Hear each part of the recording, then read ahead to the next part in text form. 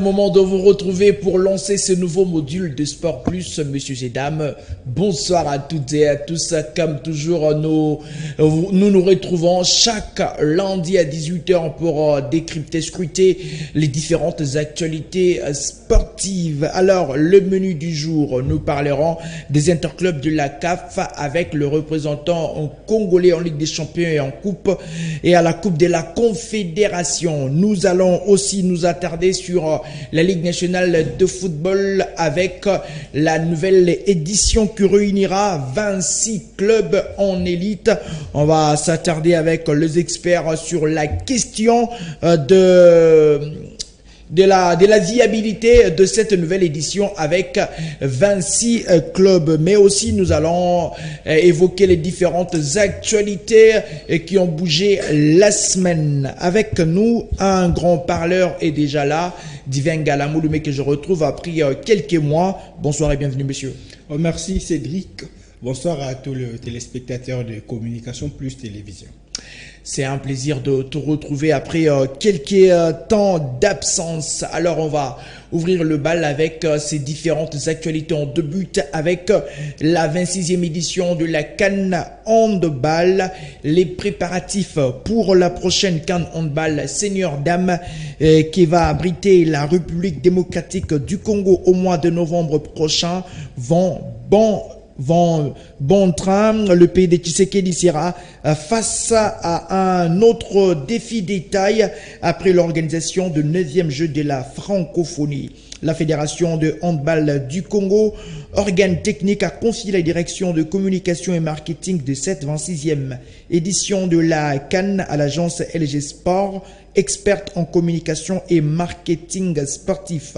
Les deux parties se sont convenues et le samedi 14 septembre était le jour du lancement officiel et la présentation de différentes plateformes digitales dédiées à la communication autour de l'événement. Toutes les informations officielles sur la compétition seront désormais disponibles sur un site internet au nom de la compétition CAN féminine handball RDC 2024 dans toutes les plateformes Facebook, Instagram, TikTok, X et aussi une chaîne YouTube. Tous ces canaux de communication sont disponibles. Les trains est en marche et à 2 mois de la compétition, les choses avance. On va quitter le handball pour parler de la 8e édition du championnat d'Afrique de Nations. Une information avant que nous puissions parler de Yohan Wissa. Cette information, sachez que le Kenya et l'Ouganda et la Tanzanie vont organiser la 8e édition de ce championnat d'Afrique de Nations qui va s'organiser l'année prochaine en 2025 du 1er au 18 février. Les éliminatoires de cette compétition vont débuter dès le mois prochain. Les premiers tours est donc prévu entre le 21 et le 27 octobre. Ces 3 pays, la Tanzanie, l'Ouganda et le Kenya, seront aussi co-organisateurs de la CAN 2027. L'annonce a été faite ce lundi 16 septembre 2024 par le président de la CAF, Patrice Motsepe, un tournoi réservé aux joueurs évoluant au pays. Il faudrait signaler au cours de cette conférence de presse organisée au Kenya, la RDC qui devrait abriter la 46e assemblée de la CAF se voit être retirée l'organisation de cette 46e assemblée et c'est en Éthiopie que cette 46e assemblée de la CAF sera organisée. Avant d'évoquer Yohan Wissa, monsieur, le CHAN va reprendre ses droits en Afrique après un temps de suspense et la date est donnée et même l'année de la compétition. Oui, hein, c'est une très bonne chose pour tous ces joueurs qui évoluent dans leur championnat respectif, dans le championnat national. Et je pense que là, on va quand même essayer de découvrir de nouveaux talents, comme on a découvert à l'époque où la RDC remportait la première édition et toutes les autres, l'édition qu'on a remportée bien sûr au Rwanda. Je pense que c'est une très bonne chose pour bien sûr pour cette compétition qui reprend bien sûr ses droits. Merci beaucoup, Divin Galamouloumé. La RDC s'est préparée pour accueillir la 46e Assemblée générale de la CAF, Divin Galamouloumé. Malheureusement, on a été retiré de la course par Patrice Motsepe.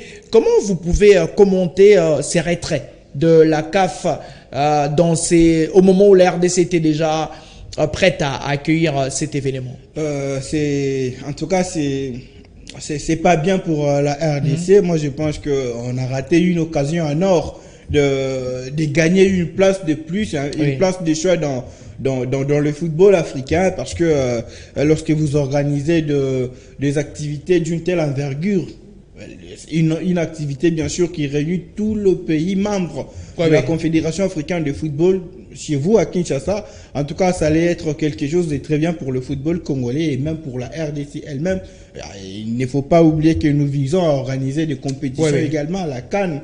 C'est tout le peuple congolais qui veut que cette compétition-là soit organisée également en RDC. Mais si aujourd'hui on est incapable, je sais pas, en tout cas, Il ne faudrait pas parler de l'incapacité du pays parce que jusqu'à présent, les raisons de ces retraits n'ont pas été révélées. Effectivement, c'est ce que je vais dire. Jusqu'à même si les raisons ne sont pas encore dites, en tout cas moi personnellement, je connais pas actuellement les raisons, mais je pense que c'est quand même qu'il y a une motivation qui a poussé la CAF à retirer cette organisation à la RDC. Mais je pense que c'est une occasion manquée pour nous, la RDC, bien sûr, de se créer une place de choix, bien sûr, dans cette confédération-là.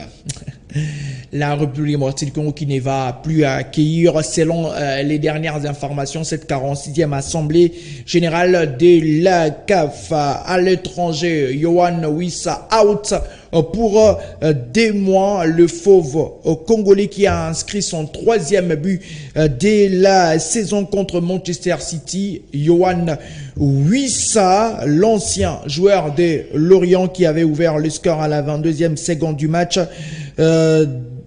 Pour son équipe, le Congolais n'a malheureusement pas fini le match après un tacle du milieu de terrain de Manchester City, Matteo Kovacic. Eh bien, Yohan Wissa sera indisponible. On parle de 2 mois d'indisponibilité. Le Congolais sera absent et manquera les prochaines rencontres de Léopard de la RDC. Un coup dur pour Yohan Wissa, lui qui était sur un début de saison en fanfare avec son équipe. C'est sa 3e réalisation, une passe décisive. C'était un début de saison rêvé quand même. Ah oui, hein, c'est un coup dur pour Brentford parce que Wissa, en tout cas, il a très bien débuté la saison. Mais un coup dur également pour la RDC parce que Wissa, c'est parmi les rares qui sont restés un peu constants dans leur prestation avec l'équipe nationale. C'est vrai qu'il est passé à côté de certains matchs, mais dans l'ensemble, c'est le rare joueur qui sont restés constants, qui ont montré de très belles choses avec l'équipe nationale à chaque fois. Je pense que ça c'est un coup dur pour nous, la RDC, mais également pour son club. On espère qu'après les 2 mois, il va nous revenir très fort parce que déjà au mois d'octobre, il ne sera pas avec l'équipe nationale de la RDC. C'est un coup dur pour Sébastien Desabre et qui va être privé, c'est vrai, de cet attaquant, l'un des cadres de la sélection, Yohan Wissa. On espère qu'il va nous revenir très très vite. Alors, vous êtes en train de le voir sur vos écrans, Sébastien Desabre. On parle de cette problématique. Les arriérés, c'est un nouveau feuilleton entre le gouvernement congolais et Sébastien Desabre. La citation n'est toujours pas décomptée. Rencontré par un de nos confrères en Côte d'Ivoire, au Sofitel Ivoire, ces derniers lui balancent la question. Les Congolais disent que c'est réglé. Selon les différentes sources qui parlaient que Sébastien Desabre aurait touché son dû, Desabre va répondre « Rien n'est réglé, monsieur le sélectionneur manager des Léopards ».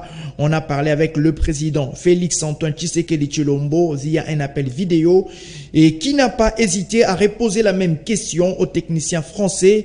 Alors, je vais vous laisser suivre ce qu'a été ces petits et courts entretiens entre Sébastien Desabre et le président Tshisekedi. Non, mais ça, on en discutera, je vous appellerai ou... Non, c'est pas juste. Je vais échanger avec lui, mais non, malheureusement non. D'accord, donc dites-moi ça vite. Très bien, très bien, merci. Écoutez, arrivez pour être réglé. Non, mais ça, on en discutera, je vous appellerai ou... Non, c'est pas juste. Le ministre des Sports est là aussi, donc Je vais échanger avec lui, mais non, malheureusement non. d'accord, donc dites-moi ça vite. Très bien, merci. Je retiens une question du président Tshisekedi, le ministre des Sports est là. Tout n'est pas réglé. La réponse de Sébastien Desabre, j'ai échangé avec lui, mais non, rien n'est fait. On en a parlé plutôt, excusez-moi. Les rumeurs ont circulé que Sébastien Desabre aurait été remis dans ses droits, il aurait touché son dû. Finalement, rien n'est fait. Où irons-nous avec ces feuilletons quand on rappelle que la dernière fois que la RDC a connu un tel problème, c'était à l'époque de Jean-Florent Ibenge où il y avait des arriérés. Cooper n'en a pas commis. Allons-nous vers la méthode Jean-Florent Ibenge avec Sébastien Desabre, à ton avis? Je pense qu'on est en train de revenir sur le même système, alors qu'on pensait déjà avoir de passer cette époque-là, cette étape-là, d'avoir les arriérés de sélectionnaires et autres, primes de match et autres. Mais je pense que c'est une situation qui doit être réglée le plus tôt possible, parce que là, il y a l'appel du président. Le président qui pose la question sur la situation. Voilà, sur cette situation-là, parce qu'il il a évidemment vu sur les réseaux sociaux comme tout le monde. Oui. Et là, il lui répond que le ministre, il en a parlé avec lui, mais jusqu'à... Il a mis le ministre devant un fait accompli. Je pense que le ministre va davantage s'impliquer avec les autres ministères, parce que c'est une chaîne, bien sûr, ça ne vient pas du ministère des Sports, ça doit passer par le ministère des Finances et autres. Je pense qu'il va s'impliquer pour que Sébastien Desabre et tous les autres personnels du staff technique, bien sûr, soient remis dans leurs droits, bien sûr. On espère que M. Sébastien Desabre sera payé. Et d'ailleurs, je vous rappelle que je lui ai posé cette question sur ses arriérés. C'était lors d'ailleurs d'une conférence de presse d'avant-match contre la formation de la Guinée. Il m'avait promis de me revenir après les matchs, mais malheureusement, je n'ai pas pu assister à la conférence de presse d'après-match. Sébastien Desabre, pour toutes ces personnes qui nous posent des questions sur sa situation salariale, jusqu'à présent, il n'est pas encore payé. On espère que très incessamment. Mais au-delà de ces arriérés, il y a un bail de 5 ans que Sébastien Desabre, selon la FECOFA, aurait déjà signé. Mais jusqu'à présent, le gouvernement n'a pas officialisé la chose. Entre les arriérés, entre un nouveau bail, qu'est-ce qui est en train d'être mijoté? Y a-t-il des intérêts des gens derrière ces contrats pharaoniques proposés à Sébastien Desabre? On est dans un monde des intérêts, dans un monde d'intérêts. En tout cas, les intérêts, il n'en manquera jamais, bien sûr. Donc, tout le deal que les gens peuvent faire dans ce monde, il y aura toujours des intérêts, que ce soit du côté ministère ou côté... de vrais intérêts ou des intérêts mesquins? Il y a des vrais intérêts, bien sûr. En tout cas, tout type d'intérêt, il y en aura toujours. Oui. Il y en aura toujours, que ce soit pour le résultat, pour l'équipe nationale, que ce soit des intérêts individuels et égoïstes, il y en aura toujours. Et ça, je pense que c'est pas le plus important pour moi. Le plus important, c'est que jusque-là, M. Desabre donne à la RDC ce que la RDC veut, c'est-à-dire le résultat et une belle performance de cette équipe nationale-là. Monsieur Sébastien Desabre, qui a un autre rendez-vous, c'est au mois d'octobre avec le départ de la RDC. On va parler des interclubs de la CAF. C'est d'ailleurs ça la première thématique qu'on va aborder. Ils sont à 4 à représenter les pays pour cette nouvelle campagne africaine en Ligue des Champions. Il y a la formation du TP Mazembe et la S Maniema Maignan. Et d'ailleurs Maniema Maignan qui évolue à Kinshasa devant la formation du Petro d'Angola. Et les unionistes ont réussi leur exploit face à cette formation de Petro d'Angola. C'est dans les Money Time que la victoire a été acquise. 2-1 pour réussir la victoire lors de cette première manche. Divengala Molume, il fallait d'abord gagner cette formation très expérimentée. Ces derniers temps, ce sont de très bons résultats pour Petro, mais Maniema Union a réussi à avoir de ressources nécessaires pour tenir tête à cette formation.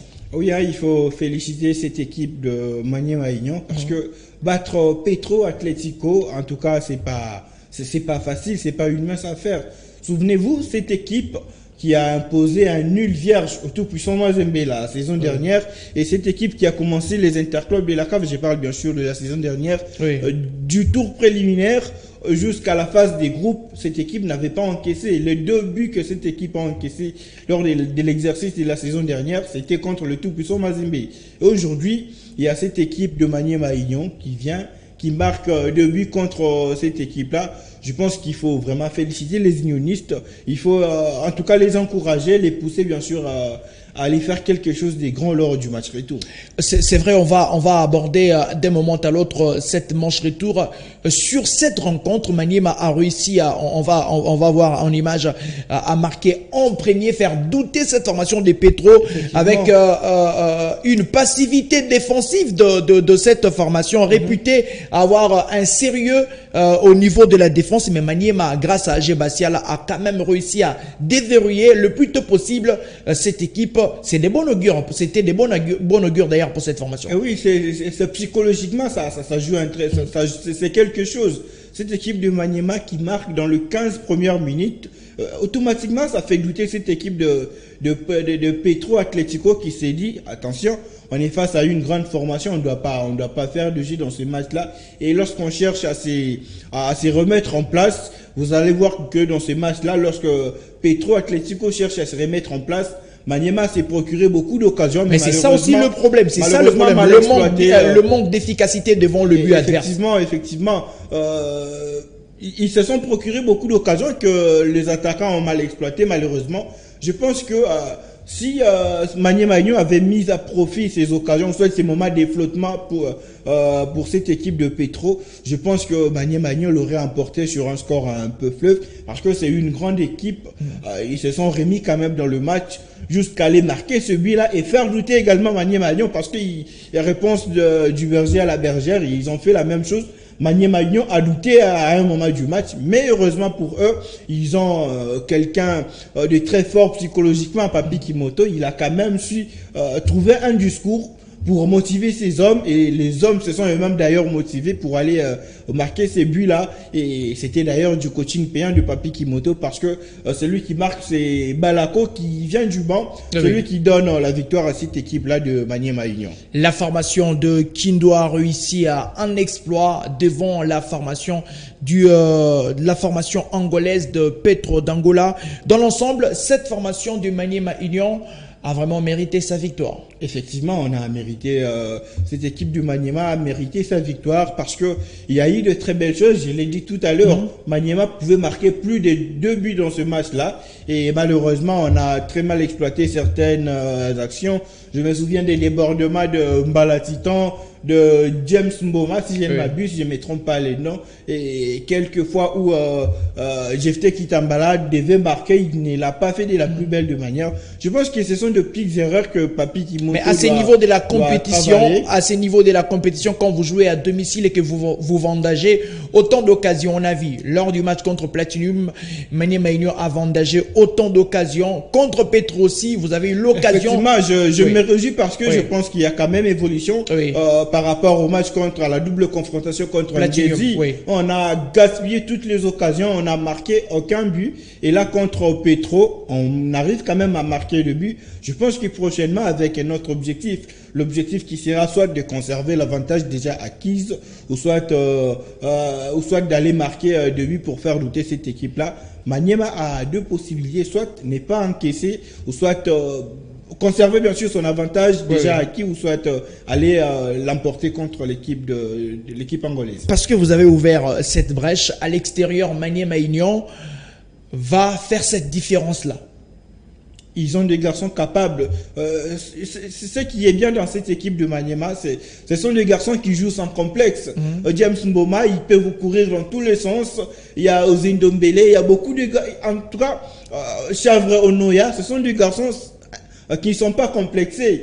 Ils viennent jouer, ils viennent prouver de quoi ils sont capables. Et derrière, ils ont un monsieur qui les pousse à la victoire, qui les pousse à faire sortir tout ce qu'ils ont dans le ventre, bien sûr, pour prouver au monde qu'ils sont capables de faire quelque chose. Et aussi, il y a cet objectif-là qu'ils ont d'aller, bien sûr, jouer la phase des groupes de la Ligue des Champions de la CAF. En tout cas, ils ont rêvé de cette étape depuis beaucoup d'années, depuis 3 saisons maintenant. Je pense que ils sont capables d'aller faire douter, ou soit d'aller en Angola et nous ramener la victoire à Kinshasa, ou soit à Kindu, parce que l'équipe a sa base à Kindu. La formation de Maniema Union va jouer sa manche retour devant la formation de Petro. Ça sera le samedi 21 septembre à 16h et les unionistes tenteront certainement de jouer cette rencontre afin d'obtenir une qualification rêvée pour une première fois. Nous sommes partis un tout petit peu très rapidement, mais voilà, on va l'évoquer. Jérémy Fouita, les TP Mazembe, le Corbeau ont réussi une victoire à l'extérieur devant la formation de Red Araos. La formation louchoise a battu Red Araos sur la note de 2-0. Les hommes de la Ndiaye sont bien entrés dans la compétition en démontrant clairement leurs ambitions pour cette nouvelle campagne. La saison dernière, avec l'arrivée de la Ndiaye, c'était un 0 but partout au Malawi, je pense. Et puis cette saison, c'est 2-0. Mazembe démontre clairement que cette saison, cette formation est taillée sur mesure pour aller chercher les sacres. Mais lorsqu'on fait revenir le technicien franco-sénégalais, moi je me dis déjà que Mazembe va commencer, en tout cas, Mazembe redevient sérieux. Parce que après le départ de Patrice Carteran, tous les entraîneurs qui sont passés, Pamphile Miayo, en tout cas, ils n'ont rien fait. Ils n'ont pas imposé un rythme, ils n'ont pas imposé leur marque dans cette équipe-là du tout puissant Mazembe. Mais lorsqu'on fait revenir le technicien franco-sénégalais, Lamine Ndiaye, en tout cas, dès la première saison, on a vu une équipe de Mazembe qui s'est métamorphosée jusqu'à jouer le demi-finale de la Ligue du Champion. Éliminé par Al-Ali. Éliminé par Al-Ali. Nous savons comment ça s'est passé. 1-0-0 à Lubumbashi. Je crois lors du match retour, on a vu comment ça s'est passé. C'était une équipe de tout puissant Mazembe qui n'était pas du tout décevante. Mais aujourd'hui, on revient. On a gardé presque le même effectif. On a des jeunes comme Oscar Kabouit parce que c'est un jeune. Il a été énorme. Il a d'ailleurs marqué le premier but de cette formation de Mazembe. On a commencé à donner la confiance à ces jeunes depuis la saison dernière. Et aujourd'hui, c'est lui qui est le premier buteur de cette équipe, le premier buteur de la saison pour le tout puissant Mazembe, parce que les Corbeaux commencent par un match de la Ligue des Champions. Voilà, c'est le premier match officiel du club. C'est Oscar Kabouit qui marque le premier but, c'est-à-dire qu'on essaie de responsabiliser ces jeunes-là. Je pense que les autres qui sont venus intégrer cette équipe du tout puissant Mazembe, ils vont faire la même chose. Mais Mazembe est en train de revenir ces grands clubs dont on avait peur, bien sûr, surtout les équipes de pays limitrophes, bien sûr, la Zambie, le Zimbabwe, l'Angola. Ce sont ces équipes-là qui avaient en tout cas peur du tout-puissant Mazembe. On pouvait avoir un peu peur dans le temps, bien sûr, quand Mazembe affrontait les équipes du Maghreb. Et après un moment aussi, ces équipes-là étaient devenues battables, très faciles à battre, bien sûr, pour le tout-puissant Mazembe. Le Corbeau qui ont marqué par l'entremise de Oscar Kabouit et aussi Marseille Ngimbi. La saison dernière, c'était un peu une saison en demi-teinte pour Marseille, mais c'est un début tonitruant pour Marseille Ngimbi, cet ancien joueur de l'AS Maniema Union. C'est des bons augures. Oui, il retrouve la confiance. Il est question de confiance, bien sûr, c'est les mots que j'allais utiliser, vous me l'avez pris. Oui. Il est question de confiance. Il y a un entraîneur qui s'y connaît. Moi, je martèle sur cet entraîneur. Il sait dénicher le talent. Il sait voir que ces garçons-là, il a des potentiels que je dois bien sûr exploiter. Et là, personne ne peut douter de qualité technique, du talent de ce garçon-là, Marseille. Il a juste eu la malchance de... C'est vrai, il peut aussi être responsable de sa méforme, mais là, il est face à un entraîneur qui peut très bien l'utiliser, qui peut les pousser à ressortir tout ce qu'il a dans les jambes, et c'est tout ce qui arrive, et ça commence bien pour lui. Ces buts-là, je pense que ça donne beaucoup plus de confiance à Marseille Ngimbi qui va se dire que je peux donner plus, et ça va être avantageux pour le tout puissant Mazembe.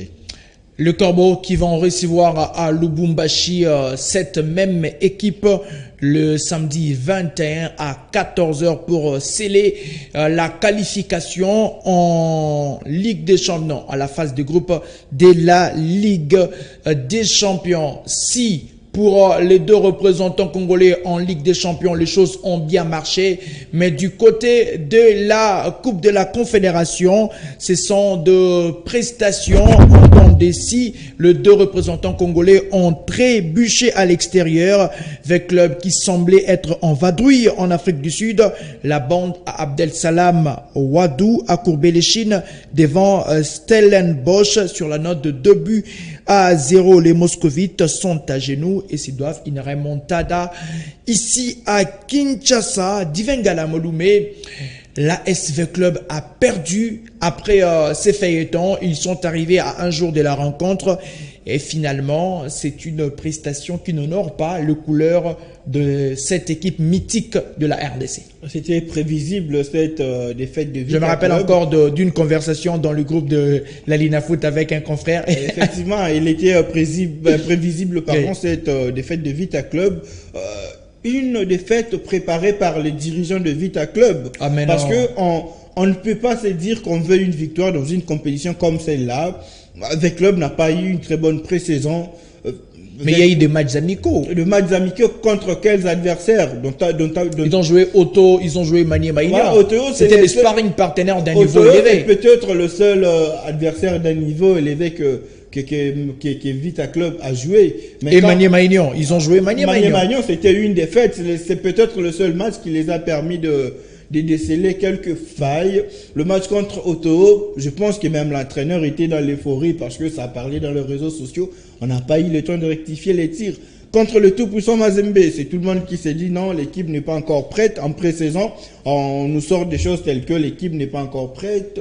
Alors que Mazembe, c'est un adversaire qui vous permet quand même de voir si ça va ou ça ne va pas. Mais on esquive ce match-là. Contre Lupopo également, on esquive ce match-là. Je pense que Vita Club, qui a recruté, en tout cas de l'effectif de la saison passée, il reste moins de 10 joueurs, je crois 6 joueurs qui sont restés par rapport à l'effectif de la saison dernière.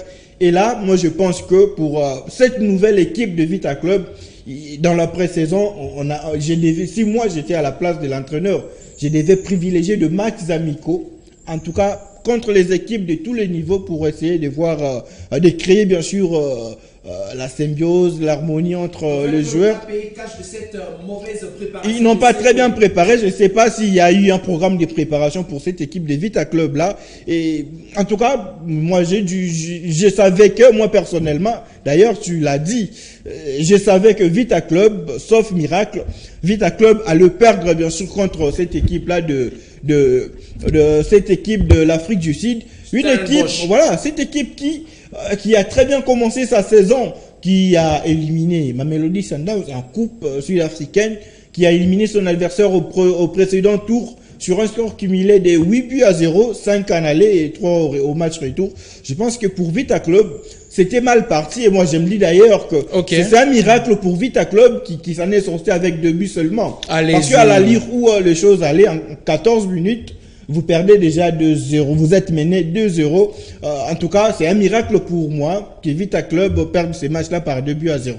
Les Moscovites, après cette défaite, il y a eu cette déclaration forte de Abdel Salam Ouadou. Il semblerait que lui-même aurait jeté l'éponge, mais sa direction n'a rien dit. Et d'ailleurs, le président de ces clubs, Amadou Diaby, sur les ondes de nos amis de Top Congo, il dira comme un supporter, il aurait aussi écouté via les ondes des réseaux sociaux la démission de son entraîneur. Jusqu'à présent, il est encore sous contrat avec le club et il se pourrait d'ailleurs, la séance d'aujourd'hui n'a pas été dirigée par lui. Vaut mieux quitter les choses avant la honte. La honte, elle était là depuis qu'il a signé son contrat. Mais monsieur n'a pas voulu quitter. Peut-être, je pense que sous le choc du fait qu'il a quand même reçu le jet des projectiles lors, Est-ce que c'est lui le lors problème? du match, il est aussi en quelque sorte le problème. Oui. Parce que il s'est dit entraîneur professionnel, il ne peut pas venir dans un club où on lui impose les recrutements, on lui impose des joueurs. Il pouvait pas accepter ça depuis le début. C'est pas maintenant qu'il pouvait Imposé dire... par qui? Le directeur sportif? Mais il y a Amadou Diaby qui recrute le joueur de ses amis, ses joueurs et tout, il les amène dans Vita Club. Ça, c'est fort, ça. Mais oui, Amadou Diaby est un agent de joueurs également. Oui. Il a œuvré dans ce secteur, je pense qu'il continue à y œuvrer. Il a des amis agents. Tous ces joueurs qui viennent de l'Europe, ce sont les joueurs de ses amis, ce sont ces joueurs... Des joueurs un peu retraités qui ont pris des voilà, temps pour ne si pas vous jouer. suivez le parcours de ces joueurs-là, ce sont des joueurs qui, la saison dernière, il n'a pas joué, mais il vient en agent libre dans Vita Club, il se tape un contrat de $7 000, $8 000, alors qu'à Kinshasa, il y a des joueurs qui peuvent vous toucher $500. Mais toi, tu penses que avec le peut payer $7 000 à un joueur? Il y a des pratiquement salaires. impossible. Il y a des C'est pratiquement- salaires. Je pense que c'est pratiquement impossible Il y a- avec le Il y a des salaires comme ça dans Vita Club. 7 000. Il y en a, il y a Un même joueur. de $10 000. Ah, Il y a je un crois salaire pas. de Bon, $10 000 allez-y, dans progressons, Vita Club. progressons. Je pense que Amadou Diaby, il est aussi responsable. Pardon, je pense, on parlait de l'entraîneur Abdeslam. Il est aussi responsable parce qu'il s'est dit professionnel. Il Mais ne parce que pouvait vous pas avez- accepter oui. qu'on lui impose, bien sûr, le joueur qui va lui-même utiliser. C'est une autre personne qui recrute. C'est ça le problème de V Club actuellement. Un recrutement, comme les Kinois les disent, ngeli. On recrute pour impressionner qui? Ou soit on doit recruter en fonction des besoins de Vita Club. L'entraîneur, ces recrutements-là, l'entraîneur n'a pas ciblé de joueurs, mais plutôt, Non, il ce est sont des devant un joueurs fait qui sont accompli. venus. On a appelé un joueur, un Malien qui vient. Il vient, voilà ton entraîneur et tout. C'est ça, c'est ce qui se passe dans Vita Club. Je pense qu'avec ces systèmes-là, Abdeslam Ouadou aurait dû refuser dès le départ que de venir attendre que, après que le supporter pose cet acte-là, sous le coup de l'émotion, qu'ils disent que je ne mérite pas ces traitements, je suis un entraîneur professionnel, en tout cas à mon avis, il ne pouvait pas accepter de travailler dans ces conditions. Il y a une dernière manche, la manche retour ici à Kinshasa. Ne croyez-vous pas à une remontade? C'est possible. Le football, c'est le football. Dans le football, parfois, les choses sont imprévisibles. C'est vrai que ça sera très difficile pour Vita Club d'aller chercher cette victoire-là. Et c'est surtout la qualification, bien sûr, face à cette équipe sud-africaine. Mais je pense que ça sera très compliqué pour Vita Club parce que je ne pense pas qu'en espace de 4 jours ou 5 jours, ils ont pu corriger toutes les erreurs, ils ont pu créer la symbiose ou soit la mayonnaise entre ces joueurs-là parce que Vita, c'est vrai, on a tenté de compter sur les individualités telles que Jonathan Nikangalombo, l'autre Imana Loté, mais ça n'a pas marché lors du match aller. On espère que, poussé par son public, par exemple, Vita Club peut arriver à faire quelque chose, mais je ne donne pas trop de chance à Vita Club parce que si je prends le football comme une science, bien sûr, je ne vais pas donner trop de chance à cette équipe de Vita Club. Mais ça reste quand même jouable pour cette équipe de Vita Club parce qu'on a vu des équipes remonter même 3-4 buts. À Kinshasa, V Club sera face à son destin. C'est dimanche à 15h juste. Dimanche 22 septembre, Stellenbosch sera reçu par l'ASV Club. Un autre représentant congolais à la Coupe de la Confédération, les Saint-Éloi Lupopo. 1-0, c'est le score qui a sanctionné les deux formations. Bravos Domakis a dompté Lupopo. Lupopo qui a énormément manqué plusieurs occasions, mais au finish, dans les ultimes minutes de la partie, Lupopo perd. Comment vous expliquer certainement, je suivis le résumé de ces matchs. Il y a eu des occasions immanquables manquées par Orso Mwaku. Lupopo, en fin de match, c'est quand même décevant pour Lupopo. Très décevant pour ne pas dire décevant, regrettable. Ils vont en tout cas beaucoup regretter ce match-là. Ils vont en attendant le match retour, d'avoir perdu. Ils vont regretter d'avoir perdu ce match aller là parce qu'ils l'avaient en main. Ils avaient ce match-là en main. Ils pouvaient bien sûr aller battre cette équipe de Bravos Domakis parce que Orso Mwaku, vous l'avez cité, il manque le manquable très bien lancé en profondeur. Il élimine le gardien dans un le poteau gardien, vide. oui. Et il préfère jouer à côté du poteau. Mais je pense que c'était un très bon match pour Lupopo. Il y a ces problèmes-là dans un grand match, dans un match de ce niveau-là, lorsque vous n'arrivez pas à profiter des occasions que vous vous procurez. Il y a toujours cette punition qui vient en toute fin de partie. Il y a cette erreur de ces deux défenseurs de Lupopo parce qu'il y a, je crois, Luison Sefou qui vient pour dégager ses ballons. Il se loupe. Et oui, l'attaquant qui était derrière lui n'a pas donné des cadeaux à Nathan Mabrouki et il permet quand même à son équipe de l'emporter et essayer quand même de s'en sortir avec cette victoire à domicile. Mais pour Lupopo, on espère que s'ils arrivent quand même à travailler 1-0, c'est toujours un score piège. C'est toujours un score piège. Oui. Le match, c'est que le but marqué à l'extérieur, ouais. Le match peut se terminer sur ce score-là et vous êtes éliminé. Lupopo n'a pas, en tout cas, si on se disait, Lupopo n'a pas, en tout cas, ils doivent batailler dur lors du match retour pour aller chercher d'abord à remonter le but et puis aller chercher le but, bien sûr, de la qualification. Lupopo peut-être va se servir de la pression de son public, une pression positive, je pense, pour aller chercher la qualification. C'est le dimanche aussi à 15h30 à Lubumbashi que Lumpa vont défier la formation de Bravos do Maki. On attendra qui passera pour Lupopo et aussi en Ligue des Champions, Mania Maïdion qui va tenter l'exploit à l'extérieur, Mazembe sur bien sûr une très bonne domination à l'extérieur et ici à Kinshasa ça peut être encore mieux et The Club la remontada. On va prendre cette dernière thématique avant de boucler cette émission. La Ligue nationale de football pour la nouvelle saison va compter 26 clubs en élite. Divangala Molume, d'abord 26 pour quelle organisation? Et moi, je me pose aussi la question de savoir si on veut faire plaisir à qui. Ou soit les footballs et... Faire plaisir à ceux-là qui n'ont pas réussi à bien gérer les litiges. Voilà. Peut-être, c'est ça la meilleure réponse. Si c'est les Connors qui travaillent dans ce sens-là, je pense qu'ils sont pas venus pour normaliser les footballs. Alors que moi, je suis de ceux-là qui soutiennent... Attendez, la lettre du Connor adressée au club et à la Ligue nationale de football, c'est basé sur ces irrégularités, notamment dans les recours des différents clubs à la Ligue nationale de football. Ces recours n'ont pas été bien traités. Et aussi la phase de play-down qui devait se jouer en aller et retour. Ça ne s'est pas joué. D'où, comment voulez-vous... Mais c'est ces mêmes Connors qui a validé que ça se joue comme ça. Parce que je pense que la Linafoot a demandé l'autorisation, bien sûr, à la FECOFA. Mais voilà, avec quel temps? Le temps, on va faire jouer en manche unique et tout. Moi, je pense qu'on a essayé de sauver certains clubs, entre autres le dernier club Motema Pembe par exemple, comme on l'a toujours fait dans notre football.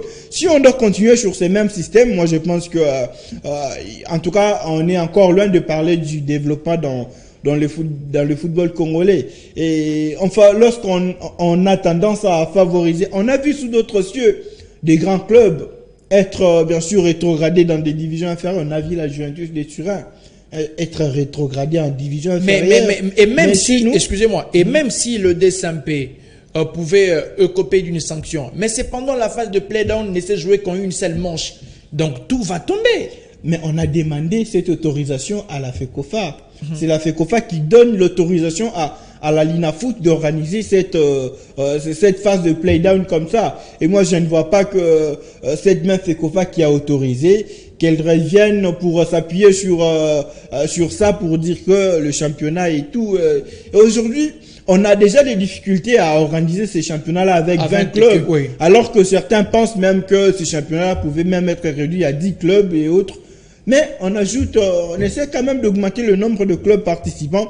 Je pense que ça sera toujours compliqué et j'aimerais que les choses s'organisent, que le Connor fasse en tout cas son travail de normalisation. 26 clubs pour cette nouvelle saison. On rappelle qu'il n'y aura pas de descente, il y aura que de montée. Et puis, il y aura cette classification. Mais si on a 26 en termes d'organisation, en termes d'attractivité, en termes de viabilité, il peut y avoir un championnat qui va être très attrayant, à votre avis? En tout cas, le problème, c'est que est-ce que tous ces clubs qui prennent part à cette compétition, ils ont des moyens? Mais on ne peut pas venir en première ligue ou en Ligue 1 sans avoir le moyen. On a vu des clubs durant toutes ces saisons qui évoluent à l'EPFKIN, au championnat de la Ligue nationale des football sans avoir de moyens. Des clubs qui n'attendent que le gouvernement, par exemple. Non, le président avait dit. Voilà. On a vu Couillard, Rangers ne pas faire de déplacement parce qu'ils n'avaient pas de moyens. Aujourd'hui, on peut, parce qu'on veut que le football se développe. En tout cas, on doit imposer au club d'avoir assez de moyens et c'est pas donner la chance à n'importe qui. Aujourd'hui, on veut que Maleke, ça revienne. On veut que l'autre club. Est-ce que ce club-là, vous vous êtes posé des vraies questions pour savoir s'ils ont des moyens pour ne pas handicaper la bonne marche, bien sûr, de ce championnat? Ce sont des vraies questions bien, on peut avoir 26 clubs. Mais est-ce que ces 26 clubs vont nous permettre d'avoir un bon championnat?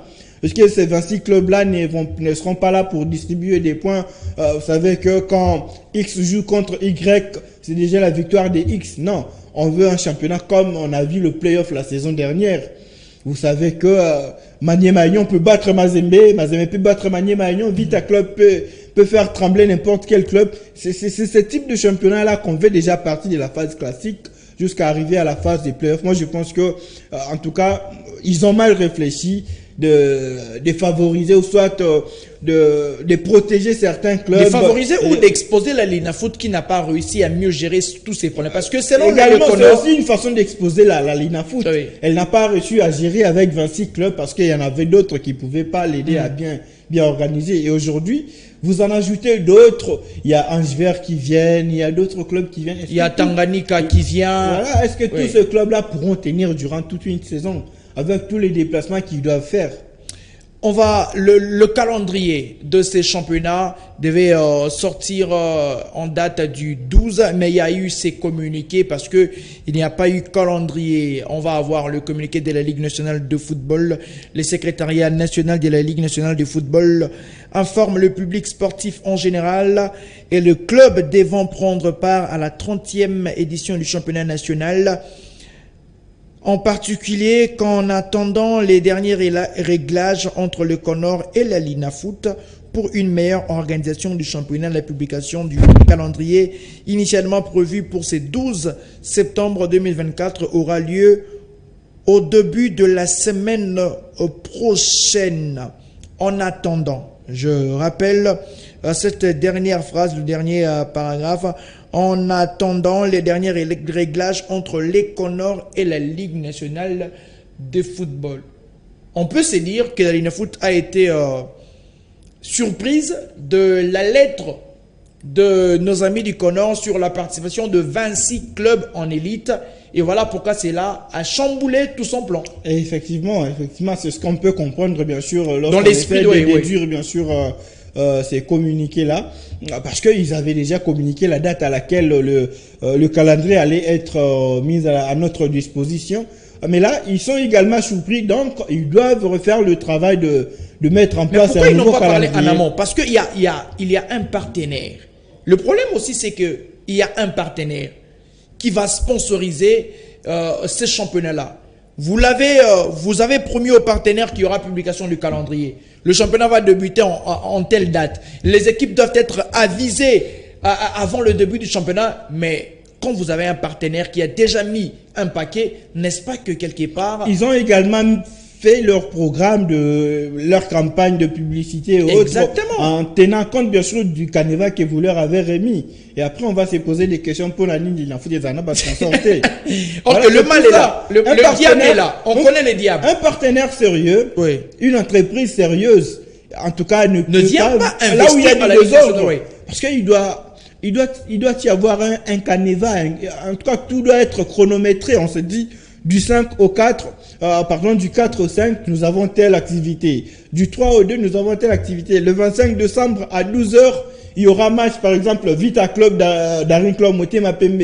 Ils savent comment préparer leur campagne avec leurs équipes de marketing, de communication et autres. Mais lorsque vous leur donnez pas cette possibilité-là, après, moi, je vois mal que le jeune vienne se poser les questions. Pourquoi le football congolais n'a pas de sponsor? Pourquoi X entreprises en Afrique du Sud, ils ont mis 1 million, mais en RDC, ils viennent avec 300 000. C'est ça, le problème, ça s'explique. Parce que je pense qu'on n'est pas sérieux dans notre organisation. C'est ce qui fait en sorte que les entreprises sérieuses ne peuvent pas venir miser des grosses sommes là où il y a le désordre. La Ligue nationale de football qui va communiquer cette semaine, selon ses communiqués, va communiquer sur... comprenez, c'est les Français.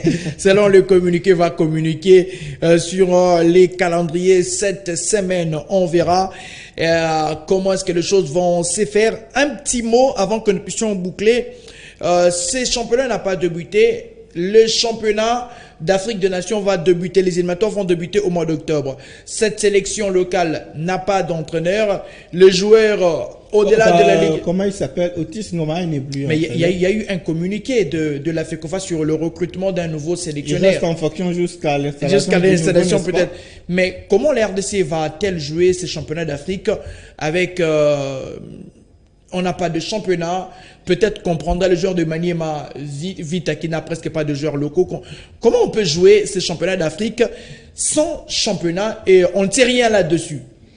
Je pense qu'on est en RDC, ils trouveront une stratégie pour sélectionner. Peut-être ils vont appeler au téléphone.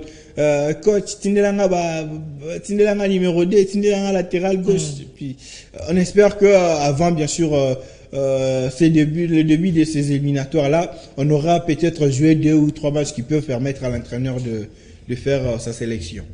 Merci à toutes et à tous. Merci à Divengala Mouloumé qui a été notre seul expert sur ces plateaux. Merci messieurs. Merci Cédric Mipata et merci à tous les téléspectateurs qui nous ont suivis. Merci à vous de partout. Vous nous avez suivis à nos différentes plateformes digitales, notamment sur YouTube et sur aussi Facebook. Alors, on vous fait un petit récapitulatif de ce qui a été dit. On a parlé des interclubs de la CAF avec le représentant congolais.